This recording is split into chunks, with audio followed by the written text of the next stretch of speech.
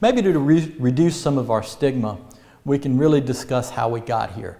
Anybody that's heard me talk before has heard the speech of, I don't beat up doctors, I do not beat up our medical community at all. But 30 years ago, remember that chronic pain was coming around as a diagnosis. And doctors were asking you, the pain scale from 1 to 10, tell me what your pain is, because it was determined that these powerful medications could help with chronic pain.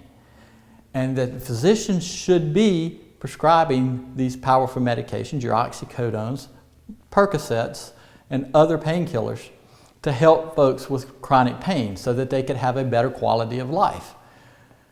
It was only 10 years or so down the road from that we really learned that what happened was people who were on the medications for a long period of time, if they tried to wean off or tried to stop, they learned that they couldn't. So it was really a trust issue from everywhere.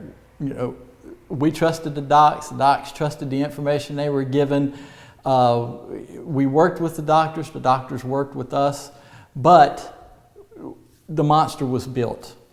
And when Pandora's box was opened, we just could not seem to get it all back into the box. So people became addicted to the prescription drugs. Well, let's say dependent on the prescription drugs.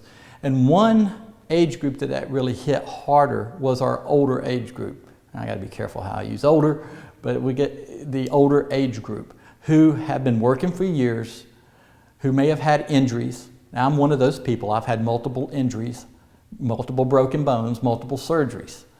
So I can sympathize and empathize with folks who say they have chronic pain. But for that population of people, this seemed to be something that would work, that you could keep your pain level down and could function as fully as possible. And only in around 2000 or a little after, it was learned that folks had built up a tendency to become dependent or addicted to these medications. So the medications become harder to get.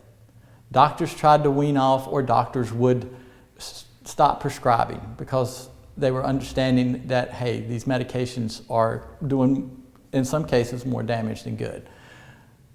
But please understand, these medications are great for folks who are terminally ill, to help keep the pain level down and controlled during end-of-life circumstances.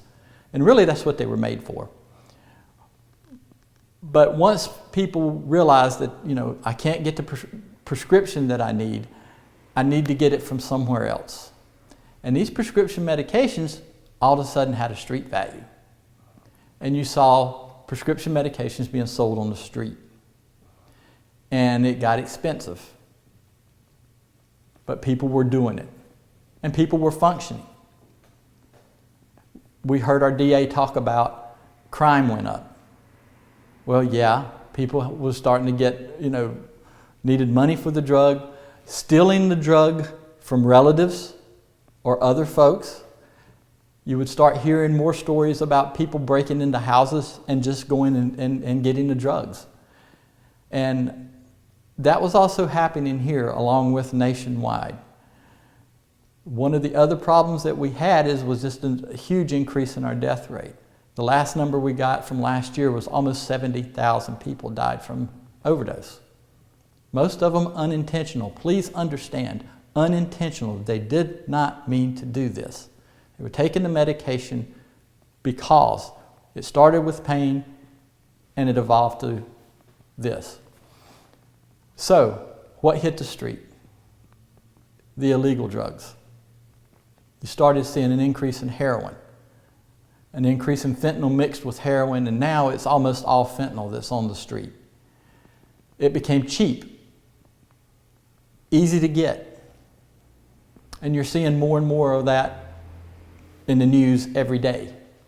And in the meantime, we're seeing our numbers start to go up and go up. So, how did we get here? That's a very brief explanation of what's happened over the past 30 years. But I say that because I want that to help reduce the stigma of these are not just someone who got up one morning to decide, I'm going to start taking opioids. They started doing this for no other reason than just to get high. In most cases, that is not the reason. Does it happen? Sure, it's happened. It's been used recreationally. So some age groups, some young folks, it's, feel like they're invincible and can try it. But let me say again, I am a son, I am a father, a husband, a grandfather, and this is going to take a generation to make a change. It is a generational change, meaning it's going to take some time. I've got grandkids, 4 and 6 years old. I would love to see a huge reduction in the stuff on the street and the problem that we have with the opioids before they get up into those impressionable teenage years. It can be done, and I have to believe it will be done, or I wouldn't be sitting here talking about this.